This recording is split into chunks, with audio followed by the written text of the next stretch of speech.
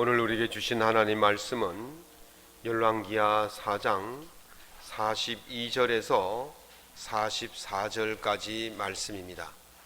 제가 갖고 있는 구약 성경 567면에 있습니다. 열왕기하 4장 42절에서 44절까지 말씀을 한 목소리로 낭독하겠습니다. 한 사람이 바알 살리사에서 붙어와서 처음 만든 떡 곧 보리떡 20개와 또 자루에 담은 채소를 하나님의 사람에게 드린지라. 그가 이르되 무리에게 주어 먹게 하라. 그 사환이 이르되 내가 어찌 이것을 100명에게 주겠나이까 하나. 엘리사는 또 이르되 무리에게 주어 먹게 하라. 여호와의 말씀이 그들이 먹고 남으리라 하셨느니라.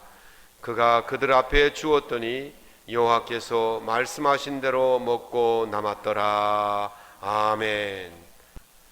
오늘 본문의 말씀을 가지고 수고로 피우는 은혜의 꽃이라는 제목으로 하나님 은혜의 말씀을 나누겠습니다.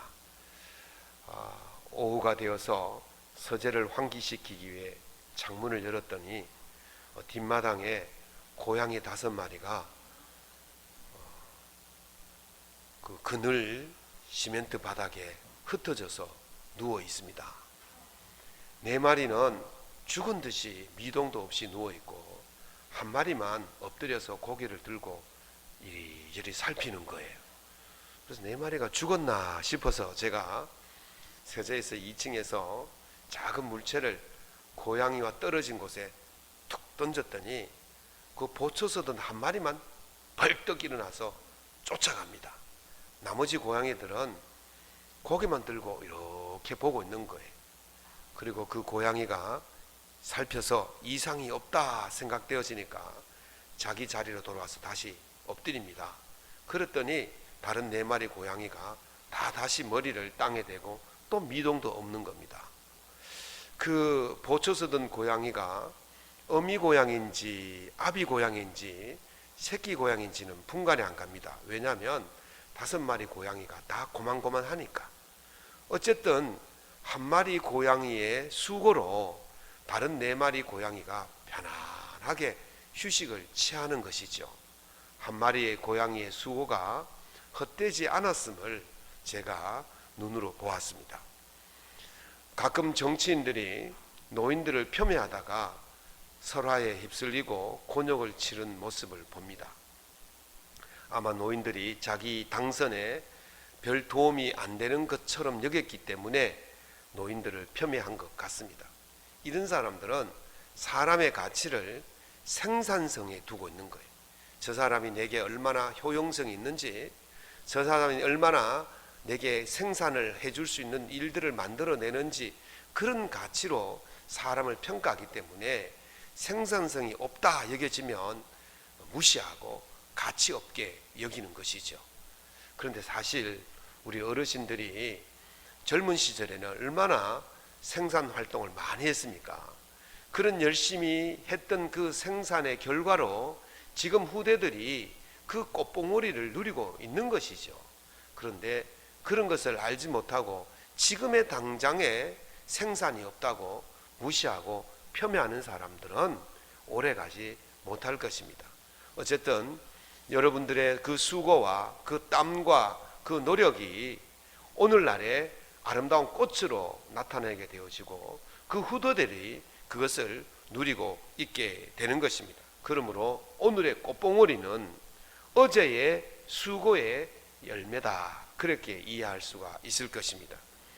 열왕기 4장에 보면 총 5가지의 기적이 나옵니다. 이 5가지의 기적을 살펴보면 분명한 것은 누군가의 수고가 절대로 무의로 돌아가지 않는다. 누군가의 수고는 반드시 꽃이 핀다는 사실을 보여주고 있습니다. 첫 번째 기적은 지난주에 말씀드린 것과 같이 선지 생도의 가정에 어려움이 왔을 때, 불행이 왔을 때에 그 엘리사가 그 가정에 기름이 다 떨어지지 않도록 계속해서 공급해 주어서 그 어려움을 해결한 기름 끓기 넘치는 기적을 보여주었습니다. 선지자 훈련을 받다가 빚만 잔뜩 남기고 죽어버렸으니 그 가정이 얼마나 허망하겠습니까? 제가 신학교 다닐 때에 우리 동기분 중에 한 분이 영어 선생님을 하시다가 그만두시고 신학교에 와서 공부를 하신 분이 계셨습니다. 가정이 있고 자녀들이 있으니 그 얼마나 생활이 어렵겠습니까? 그래서 수업을 마치면 구미까지 이제 그 영어 과외하러 다니셨어요. 매일같이 구미까지 가서 학생들을 가르치고 저녁 늦게 집으로 돌아오시고, 또 학교 낮에는 수업하고 또 저녁에 가서 그렇게 주경야독이라 할까요? 또 뭐 그런 식으로 공부를 하시고 했던 분인데, 어느 날 갑자기 소식이 들리기를 교통사고 나서 도로에서 그만 즉사를 했다는 거예요. 그 소리를 듣는데 얼마나 충격을 받았는지 모릅니다. 그래서 동기들이 성금을 모아서 그 가정에 전달해 주기는 했지만 그 부인의 입장에서는 얼마나 허망하겠습니까? 앞으로 목사가 되겠다고 공부를 그렇게 열심히 했는데 빚도 못 보고 그렇게 빚만 남기고 죽었으니 얼마나 답답하겠습니까? 그렇게 이제 몇 년이 지나서 나중에 소식을 들었는데, 그 목사 사모님이 그 남편의 뒤를 이어서 신학 공부를 하고 목사가 되어서 모 여학교에 교목으로 재직하고 있다, 이런 소리를 들었어요. 비록 빛을 보지 못하고 빚만 남기고 죽었지만 하나님께서는 그 가정을, 그 선지생도의 수고를 그냥 마다하지 아니하시고 은혜를 베푸신 줄로 믿습니다. 그 뒤에 다시 꽃이 피고 그 가정이 살 길을 열어주신 것입니다. 두 번째, 세 번째 기적은 수넴 여인의 가정에 나타난 기적이죠. 수넴 여인이 아이를 가지지 못했는데 출산의 기적이 일어난 것이 두 번째 기적이고, 그 아이가 한 6, 7살쯤 되었다가 병이 들어서 죽었습니다. 그때에 그 아이를 다시 살린 기적이 바로 세 번째 기적입니다. 수넴 여인이 이 엘리사 선지자를 섬기는 그 모습을 보면 참 아름답습니다.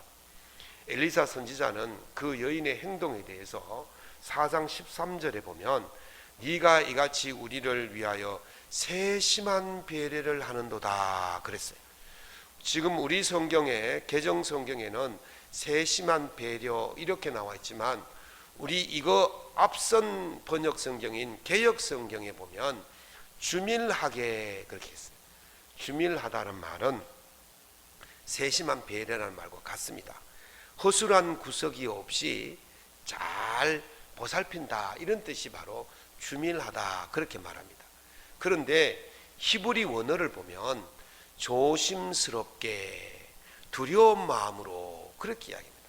상대를 대할 때, 상대를 대접할 때, 섬길 때 그냥 내 취향에 맞도록 그렇게 하는 것이 아니고 상대방을 생각해서 배려하는 마음으로 그렇게 조심스럽게 상대방이 불편하지 않도록 그렇게 해주는 것이 조심스럽고 두려운 마음으로 하는 것이다, 그렇게 보는 것이죠. 우리 교회 모 권사님께서 종종 제게 감주를 보내오십니다. 단수를 하시죠. 그러면서 하시는 말씀이, 목사님 설교 준비하시다가 목마르시면 냉장고에 넣어 놓으셨다가 시원하게 한 잔씩 하십시오, 그럽니다. 그러면 제가 정말 그 말씀대로 목이 마르면 냉장고 꺼내서 한 잔씩 마시면 얼마나 시원한지 모릅니다. 뭐 휴가 안 가도 될 정도로 시원하고 좋습니다. 그런데 그냥 그분이 자기 취향에 맞춰서, 자기 입맛에 맞춰서 그렇게 보내주시는 것이 아니고 이렇게 묻습니다. 목사님, 단 것이 좋아요, 달지 않는 것이 좋아요? 저 단 것이 좋죠. 그러면 달게 하겠습니다. 설탕은 안 넣겠습니다. 목사님의 건강을 위해서 저는 설탕을 한 숟가락도 안 넣고 엿기름을 넣어서 맛을 내겠습니다. 여러분, 엿기름으로 맛을 내면요 시간도 오래 걸리고 수공도 많이 들어요. 설탕 그냥 한 푸대 여면 얼마나 쉽습니까? 그러나 엿기름으로 하면 시간도 많이, 자기 취향이 아니에요. 대접받는 상대방의 취향을 생각해서 그렇게 내 입맛에 딱 맞추어서 그렇게 가져다 주시더라고요. 얼마나 감사합니까? 이게 바로 이 섬김의 모습, 조심스럽게 두려워하는 마음으로 섬기는 모습인 거예요. 이 선지자라는 의미를 오늘날의 현대적 의미로 해석하면 꼭 목사만 그런 게 아니에요. 하나님의 일을 하는 모든 사람들을 선지자다, 목회자다, 아니면 하나님의 일꾼이다, 그렇게 보는 거죠. 이 수넴 여인이 엘리사를 가리켜서 하나님의 거룩한 사람이다 그랬어요. 저만 하나님의 거룩한 사람입니까? 여러분도 하나님의 거룩한 사람인 줄로 믿습니다. 하나님을 믿고 하나님을 섬기는 모든 사람들이 하나님의 거룩한 사람이, 특별히 하나님의 나라를 위해서 자신의 시간과 물질과 노력을 아끼지 않는 모든 분들이 하나님의 거룩한 사람인 것이죠. 그러면 우리 청년 찬양단이라든지 또 성가대원이라든지 오후 예배 찬양단이라든지 또 주방에서 봉사하시는 분, 차량으로 봉사하시는 분, 청소하시는 분, 또 꽃이나 나무를 가꾸시는 분, 모든 분들이 하나님의 거룩한 일을 하는 거룩한 사람이라는 거예요. 그런 분들을 위해서 섬기는 그 자체도 바로 하나님의 거룩한 사람을 섬기는 일인 줄로 믿습니다. 우리 어떤 분은요, 우리 청년 찬양단들을 위해서 한 달에 한 번씩 식사를 제공하시는 분이 있다 그래요. 제가 누군지는 밝히지 않겠습니다만은 청년이 한 명이 제게 와서 목사님, 그런 분이 있다고, 그래서 연말 되거든 고맙다고 그래라, 그래 제가 가르쳤는데요. 어쨌든 그 청년 찬양단도 거룩한 하나님의 사람이잖아요. 그런 분들을 섬기는 것도 하나님의 사람을 섬기는 일인 줄로 믿습니다. 그런 것들이 바로 수고하는 거예요. 그런 수고가 반드시 열매를 맺게 되어 있습니다. 13절에 보면 수넴 여인이 무엇을 바란 적이 없어요. 대가를 바란 적이 없어요. 엘리사가 내가 너에게 무엇을 해줄까 그랬을 때 아무것도 필요 없다고 말을 했습니다. 나는 필요 없어요, 괜찮습니다, 그렇게 말했지만 하나님께서는 그 수고를 보시고 그에게 필요한 것을 채워주신 줄로 믿습니다. 그 가정에 꽃이 피게 하신 거예요. 한 여인의 세밀하고 주의 깊은 두렵고 조심스러운 마음으로 섬길 때에 그 가정에 아름다운 꽃이 피어나듯이 여러분의 삶에도 서로 섬김의 모습을 통해서 아름다운 꽃이 피어나시기 예수님 이름으로 축원합니다. 네 번째 기적은 독이 든 국을 해독하는 해독의 기적이 일어났습니다. 엘리사가 길갈에 이르렀을 때에 흉년이 들어서 먹을 것이 없었어요.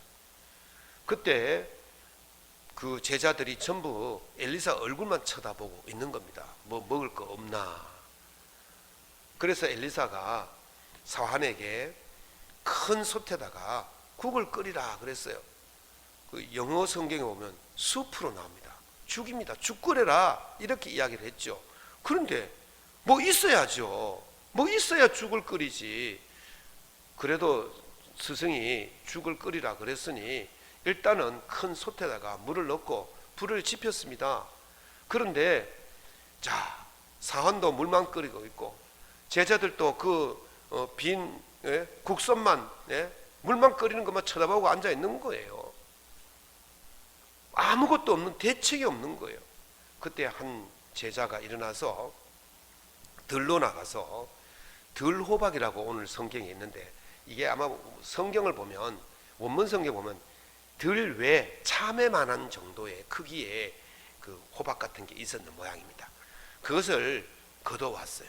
그런데 그 제자들이 100명쯤 앉아 있으니까 얼마나 많이 걷어와야 되겠습니까? 이 뜨거운 날 오늘 나가 보십시오. 다니겠습니까? 저 중동 지역, 이스라엘 지역 제가 가봤더니요, 3월 달인데 40도씩 올라갑니다. 뜨거워서 다닐 수가 없어요. 그 뜨거운 땡볕에서 100명이 먹을 들 참외를, 외를 그걸 다 걷어 가지고 왔단 말이죠. 그래서 그걸 솥에 넣고 같이 끓였어요. 끓여가지고 이제 한 접시씩 퍼주었더니 그걸 먹던 제자들이 소리칩니다. 여기에 죽음의 독이 들어있습니다. 그렇게 외치는 거예요. 얼마나 깜짝 놀랐겠습니까? 제가 여러분에게 맛있는 식사를 대접했는데 다 먹고 식중독을 일으켰다. 곤란하지 않겠습니까? 저는 잘하려고 했는데 그게 도리어 일을 망치게 된 거죠. 맹자라는 책에 보면 이루 상편의 21절에 이런 말이 있습니다. 불우지혜, 불우지혜란 말은 불우란 말은 아니 불자에 헤아릴 우자예요. 그래서 헤아리지 않은, 생각지 않은 그 일을 통해서 지혜란 말은 예자는 기릴 예자예요. 칭찬을. 생각지도 않은 일에 칭찬을 받았다고.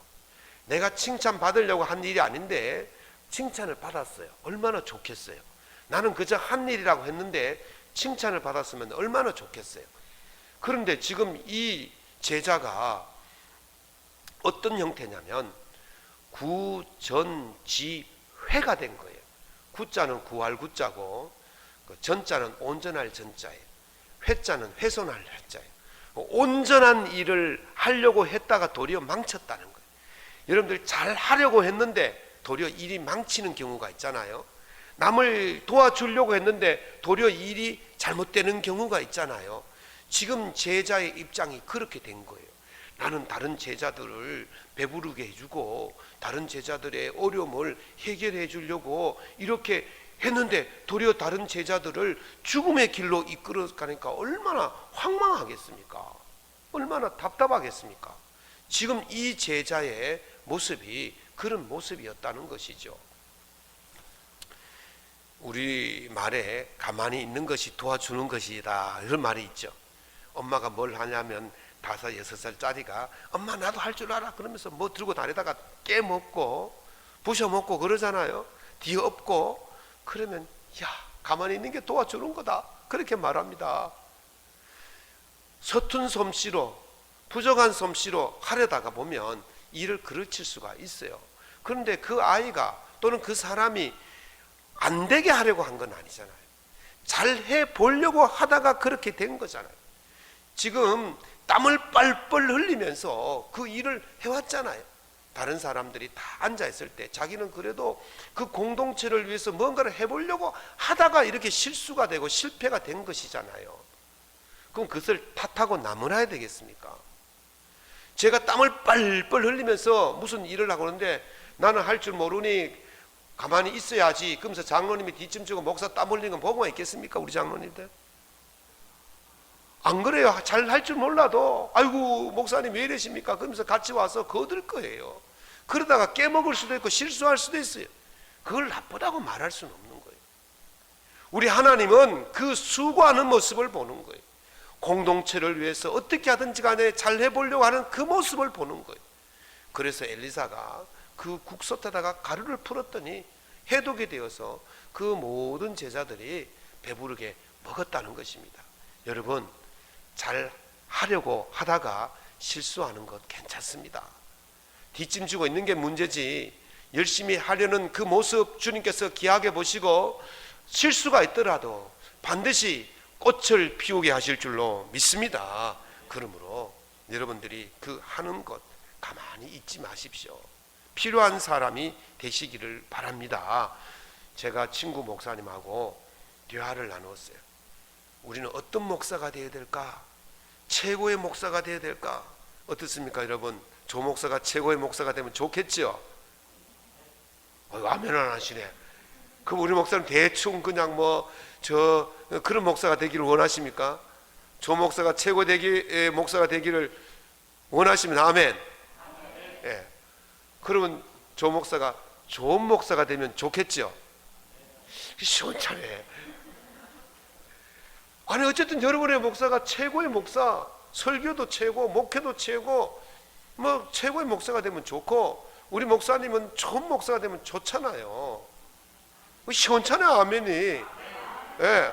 그리고 그런 목사가 되면 좋을 것 같은데 그 친구가 깊은 이야기를 하다가 우리는 최고의 목사보다 좋은 목사보다 필요한 목사가 되자. 필요한 목사. 간절하고 절박한 목사에게 설교 잘하는 목사 필요 없어요. 기도 잘하는 목사 필요 없어요. 간절하고 절박한 사람에게는 그 문제를 해결해 줄 수 있는 목사가 진짜 그 사람에게 필요한 목사예요. 그 사람이 그 성도에게는 최고의 목사고, 그 사람이 그 성도에게는 가장 좋은 목사인 것입니다. 사람들이 예수님을 왜 최고의 스승이라고 말합니까? 예수님께 오면 문제가 해결되어지기 때문에 그렇습니다. 예수님은요, 이방인이나 유대인이나 가리지 않습니다. 그 여인이 죄를 진 여인이나 돌에 맞아 죽을 만큼 죄를 많이 진 여인도 예수님은 용서하시고 그의 필요를 채워주십니다. 그 여인이 사람들에게 따돌림을 당하는 여인이고 그 남자가 사람들에게 손가락질 받는 남자라 할지라도 예수님은 그 사람의 필요를 채워주신 줄로 믿습니다. 그래서 예수님이 가장 최고의 분이신 거예요. 우리가 예수님을 왜 믿습니까? 우리의 궁극적인 문제, 우리가 정말 해결할 수 없는 그 문제, 죄와 죽음의 문제를 해결해 주셨기 때문에 우리가 예수님을 믿는 거예요. 우리의 죄와 죽음의 문제를 우리 스스로 해결할 수가 없습니다. 그 누구도 해결해 줄 수가 없는 거예요. 그러나 우리 예수님은 우리의 죄와 죽음의 문제를 해결해 주시기 위해서 이 땅에 오시고 우리 대신 모든 죄를 짊어지시고 십자가에 죽으신 줄로 믿습니다. 그래서 부활하시고 우리에게 영원한 생명을 허락해 주신 것입니다. 그래서 우리가 예수님을 믿는 거예요. 그래서 예수님이 최고의 분이시고 예수님이 제일 좋은 분이신 거예요. 어떤 분이 제일 좋은 분이고 최고의 분입니까? 그 문제의 필요를 해결해 주는 분이 최고고 제일 좋은 분인 것입니다. 사랑하는 성도 여러분, 여러분들은 우리 공동체를 위해서 필요를 해결해 주는 그런 동료들이 될 수 있기를 예수님 이름으로 축원합니다. 제자들에게, 다른 동료들에게 필요를 제공해 주려고 하다가 조금 실수해도 괜찮습니다. 그것을 하나님이 보충해 주시는 거예요. 나는 실수하지만 하나님은 채워주시는 분인 줄로 믿습니다. 나는 부족하지만 하나님은 해결해 주시는 분인 줄로 믿으시기 바랍니다. 때때로 우리가 하는 수고가 헛수고처럼 보일 수 있어요. 내가 뭐라고 이 고생하느냐고 그런 생각이 들 수가 있어요. 왜 내만 고생하느냐고, 왜 내만 하느냐고 그렇게 말할 수도 있습니다. 그러나 하나님께서는 그 수고를 헛되이 보지 아니하시고 은혜 위에 은혜를 부어주시고 그 공동체를 위해 수고하는 자들에게 은혜의 꽃을 피우게 하실 줄로 믿습니다. 그러므로 수고하시는 것 헛되다고 생각지 마시고 수고하셔서 여러분의 삶에 은혜의 꽃이 만발하시기를 예수님 이름으로 축원합니다. 다섯 번째 기적은 어떤 사람이 가져온 보리떡 20개와 한 자루의 채소가 100명이 먹고도 남은 기적이 일어났어요. 여러분 어디 많이 듣던 기적 아니겠습니까? 예수님께서 오병이어로 5,000명을 먹이시고 12강주를 남기시고 7병이어로 4,000명을 먹이시고 남기신 그 기적과 비슷한 거예요. 양에는 차이가 있을지 모르지만 똑같은 기적이 일어난 것을 볼 수가 있습니다. 이 사람이 가지고 온 것이 뭐 그렇게 많은 것은 아닙니다. 그러나 그것이 많은 사람들에게 혜택이 돌아가지 못할 정도였지만 나누었을 때에 놀라운 일이 일어나게 되어진 것입니다. 적은 양이지만 나눌 때 큰 은혜가 임하게 될 줄로 믿습니다. 이제 요즘 코로나19로 우리 교회가 식사를 못한 지가 벌써 3년 가까이 되지 않습니까? 당회에서 6월부터 식사를 하려고 준비했다가 또 이게 확산되면서 또 주춤해서 7월 넘겼는데 7월 또 이게 수그러들지 않아서 8월로 일단 넘겨놨는데 아직도 이게 시원치 않아서 언제 될지 모릅니다. 그래서 제가 안타까운 거는 우리 성도들께서 예배 마치고 집으로 돌아가시다가 허기져서 쓰러질까봐 막 걱정이 되었어요. 그래서 이걸 뭐 어떻게 할까 했더니만 어떤 분이요, 어떤 분들이 떡을 해오셔가지고 나누는 거예요. 지난주 받으셨죠? 지지난주 받으셨죠? 지지난주 받으셨죠? 누가 했는지 몰라요. 그런데 떡을 자꾸 생기는 거예요. 떡이 오늘도 갈 때 떡 하나 드릴 겁니다. 나 얼마나 기뻐요. 공동체를 위해서 남들이 알까봐 조심스럽게 그렇게 섬기니까 모든 공동체원들이 풍족하게 먹고 배불리게 먹고 남음이 있는 줄로 믿습니다. 나눔의 수고에 귀한 꽃이 피는 거예요. 열매가 열리게 될 줄로 믿습니다. 그 수고가 헛되지 않는다는 거예요. 오늘 그 20개의 보리떡이 100명에게 얼마나 되겠습니까? 그러나 100명이 먹고도 남는 그런 역사가 일어나는, 꽃이 피는 그런 놀라운, 은혜의 꽃이 피는 놀라운 일이 일어나게 된 줄로 믿습니다. 이 5가지 기적의 공통점은 수고가 절대로 헛되지 않았다는 거예요. 우리의 수고가요, 비록 부족할 수도 있어요. 모자랄 수도 있어요. 잘못될 수도 있어요. 그러나 하나님께서 그 수고를 헛되게 보지 아니하시고 은혜를 베풀어서 꽃을 피워 주시는 것입니다. 부족한 것이 있지만 부족한 것은 우리가 안 하는 것이 아니라 부족하더라도 하는 것이 중요해요. 다 채워서 100% 완벽하게 채워서 내가 해야 되겠다가 아니라 부족하지만 일단은 공동체를 위해서, 하나님 나라를 위해서 수고를 하면 나머지는 하나님이 채워주실 줄로 믿습니다. 내가 100% 완벽하면 내가 하나님이지. 인간은요 절대로 100% 완벽할 수가 없어요. 아무리 완벽하게 해도 뭔가 부족한 부분이 있어요. 그 부족한 부분을 누가 채워주시느냐? 하나님이 채워주시는 거예요. 그래서 차고 넘치는 거예요. 그래서 먹고도 남는 거예요. 그래서 채워지고 흘러 넘쳐서 나누어 줄 수 있는 그런 복이 임하게 될 줄로 믿습니다. 부족한 것이 있더라도 시작하십시오. 일단은 시작하십시오. 그러면 하나님께서 은혜의 꽃을 맺어 주는 것입니다. 할아버지의 기도라는 책이 있어요. 캘리포니아 샌프란시스코 의과대학의 임상교수인 레이첼 라오미 레멘 박사가 쓴 책인데요. 이분이 많은 책과 또 임상 또 상담을 통해서 많은 사람들에게 도움을 주는 세계적인 박사예요. 제가 그 책을 휴가 기간 동안 쭉 읽어보았더니요, 참 은혜로운 이야기가 있더라고요. 이분이 오늘날 그렇게 된 것은 할아버지와의 어릴 적의 대화 덕분이었다, 그렇게 이야기합니다. 어릴 때 학교에서 시험을 쳐서 98점을 받아오면 부모님은 이렇게 말한답니다. 2점은 어디 갔다 팔아먹고 왔느냐, 그랬대. 2점은 어떻게 했느냐 이랬대요. 질책을 하는 거죠. 부모의 마음에는 100점짜리여야 하는데 98점짜리는 마음에 안 차는 거예요. 그래서 늘 질책을 한대요. 98점이면 얼마나 똑똑합니까? 저도 우리 아이들이 100점 받아, 98점이 아니라 90점이라도 받아왔으면 좋겠어요. 그런데 말이죠, 98점 받아왔어요. 그 대학교 가면 A뿔입니다. A뿔. 최상의 점수예요. 그런데 부모님은요, 그 아이에게 2점은 어디 갖다 팔아먹고 왔어? 무슨 야단을 친다는 거예요. 그런데 할아버지는 그의 성실함을 인정해 줬다는 거예요. 한 번은 할아버지가 종이컵에다가 흙을 담아서 주더래요. 그리고 장난감 물조리기를 들고 와서 너 매일 여기 물조리기에 물을 담아서 요 컵에다가 물을 부어줘라, 그렇게 매일같이 해야 된다. 매일같이. 그래서 창가에 놔두고 매일같이 했대요. 일주일 지났는데 아무런 흔적이 없어요. 할아버지, 도대체 여기에 물을 붓는 이유가 뭐예요?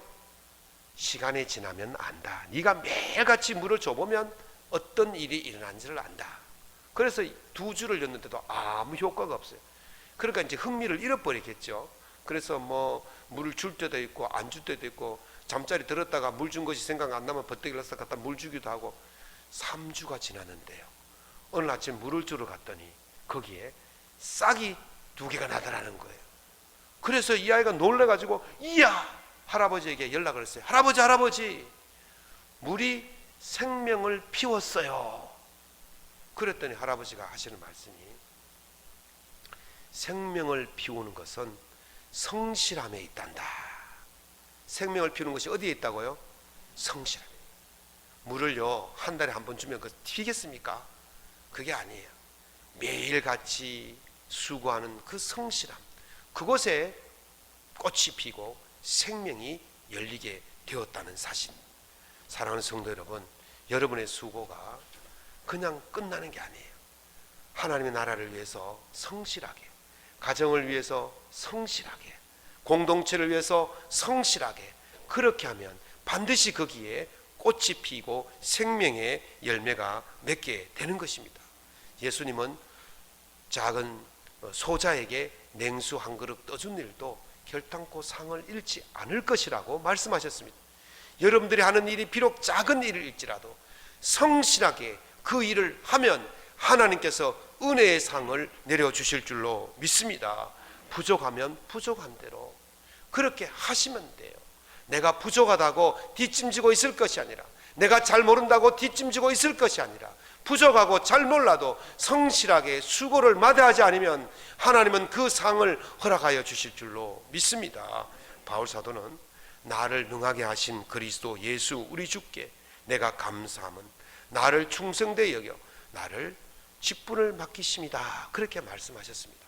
하나님은 여러분을 충성되게 여기서 직분을 맡기셨습니다. 성도를 부르셨습니다.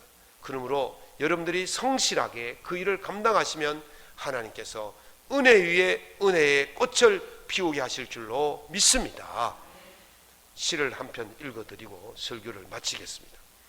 정현종 시인이 쓴 모든 순간이 꽃봉우리인 것을 이라는 시가 있습니다. 제 목소리로 잘 들어보시기 바랍니다. 나는 가끔 후회한다. 그때 그 일이 노다지였을지도 모르는데, 그때 그 사람이, 그때 그 물건이 노다지였을지도 모르는데 더 열심히 파고들고 더 열심히 말을 걸고 더 열심히 귀 기울이고 더 열심히 사랑할 것을 반농아처럼 청각장애인처럼 보내지는 않았는가? 우드커니처럼 더 열심히 그 순간을 사랑할 것을, 모든 순간이 다 꽃봉오리인 것을, 내 열심에 따라 피어날 꽃봉오리인 것을. 시가 너무 아름답지요. 여러분들이 하는 그 모든 일들이 꽃을 피우는 꽃봉오리가 될 수 있다는 것입니다. 그러므로 오늘 이 시간 여러분의 삶의 그 현장에서 최선을 다하고 수고를 마다하지 않는다면 하나님께서 은혜의 꽃을 피우게 하실 것입니다. 오늘 하루도 성실히 수고하여서 여러분의 가정에, 여러분의 사업장에, 여러분의 생애에, 우리 교회에 아름다운 은혜의 꽃봉오리가 피어나기를 예수님 이름으로 축원합니다.